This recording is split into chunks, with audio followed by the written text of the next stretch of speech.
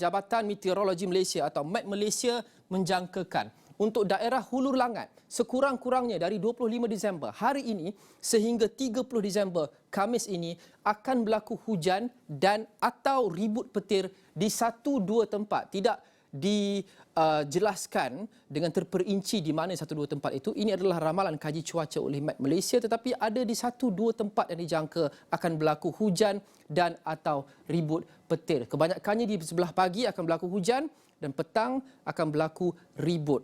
Adakah ini situasi sebenar di Hulu Langat sekarang, menimbulkan kembali kerisauan tak kala mereka sedang sibuk membersihkan rumah?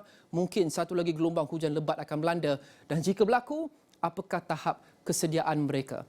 Ini data. Kita mahu pergi ke lapangan sekarang bersama Raja Hisham Raja Zaid. Seperti ramalan cuaca Met Malaysia, hujan lebat dan ribut berlaku di Hulu Langat. Raja Hisham berada di sana ketika ini memberikan kita laporan langsung on ground. Raja Hisham, adakah ketika ini berlaku hujan dan ribut di Hulu Langat seperti yang diramalkan? Baik Lokman, benar Lokman, seperti mana yang diramalkan, yang kita lihat pada Met tadi, benar berlaku. Di Hulu Langat ini hujan lebat mula turun sekitar jam 6 petang tadi berserta dengan angin yang agak kuat sebenarnya. Sejurus sahaja kerja-kerja pembersihan yang seperti mana yang kita tahu, kebanjiran begitu ramai NGO dan individu membantu dalam proses pasca banjir, iaitu membersihkan kediaman kebanyakan penduduk yang terjejas di sekitar Hulu Langat ini. Sebaik mereka kebanyakan mereka selesai membersihkan kediaman-kediaman ini, kita dapati bahawa awan ataupun langit di kebanyakan daerah di Hulu Langat ini bertukar menjadi gelap, dan kita sudah mula menerima hujan sekitar jam 6 petang macam tu, dan hujan agak lebat juga Lokman sebenarnya yang berlaku berserta angin sekitar hampir setengah jam juga sebelum ia agak reda sedikit dan hujan renyah-renyah mula turun selepas itu. Dan baru sahaja berhenti ketika ini, sebenarnya kita baru sahaja menyaksikan hujan di Hulu Langat ini berhenti. Walaupun Lokman, betul ada kerisauan sebenarnya. Ia bukan, kita bersyukur kerana tidak berlarutan hujan ini, tetapi ternyata penduduk di sekitar Hulu Langat ini masih lagi trauma dengan keadaan apa yang berlaku di luar jangkaan bencana banjir yang berlaku di sekitar Hulu Langat ini pada minggu lalu. Dan ia tentunya musibah yang cukup memberi emosi yang mendalam kepada mereka, dan saya sempat menemui beberapa penduduk bercakap mengenai perkara ini, dan ternyata mereka masih lagi trauma. Dan kita dengarkan sedikit daripada salah seorang daripada penduduk di Batu 16 ini, di mana saya berada ketika ini, tentang apa yang mereka rasakan ketika melihat kembali hujan kembali di daerah mereka petang tadi.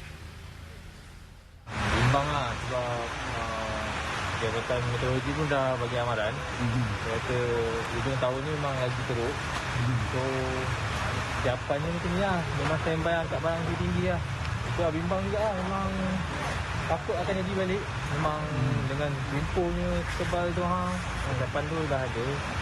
Alhamdulillah macam-macam NGO datang bagi bantuan. Depan tu memang dah standby dah. Kalau berlaku banjir ke apa ke.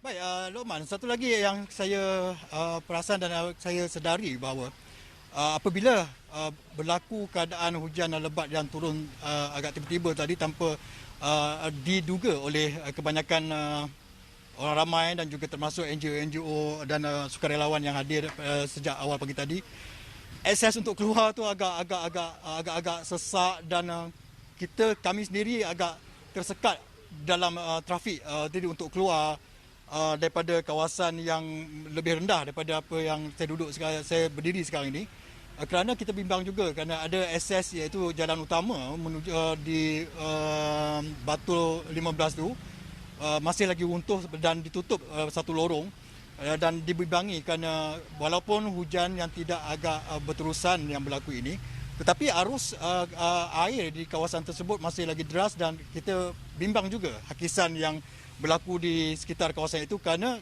jika seandainya masih berlaku runtuhan ataupun hakisan di situ, akses tidak lagi dapat dilalui oleh sebarang kenderaan, dan ini tentunya akan menyukarkan bantuan dan sebagainya, dan sudah tentunya ia akan menggerunkan juga penduduk-penduduk di sini. Dan ini mungkin bolehlah pihak berkuasa atau pihak berkuasa tempatan melihat kembali perkara ini, isu ini kerana kita daripada tempat di mana saya mengikuti perkembangan ataupun proses pembersihan itu lebih kurang 5 km saja, tetapi memakan masa yang agak lama, lebih kurang sejam macam tu untuk sampai ke ini. So sekiranya emergensi ataupun kecemasan yang berlaku agak sukar untuk membolehkan penduduk ataupun orang ramai itu keluar daripada kawasan-kawasan yang agak berisiko sebenarnya, Lokman. Baik, terima kasih Raja Hisham, Raja Zaid, dan pada anda khasnya di Hulu Langat tapi juga di serata Malaysia kerana mungkin bencana ini mungkin lagi kita tidak lihat pengakhirannya dalam masa beberapa hari akan datang. Kita harap itu tidak benar. Tapi jika ia berlaku, anda perlu ingat tip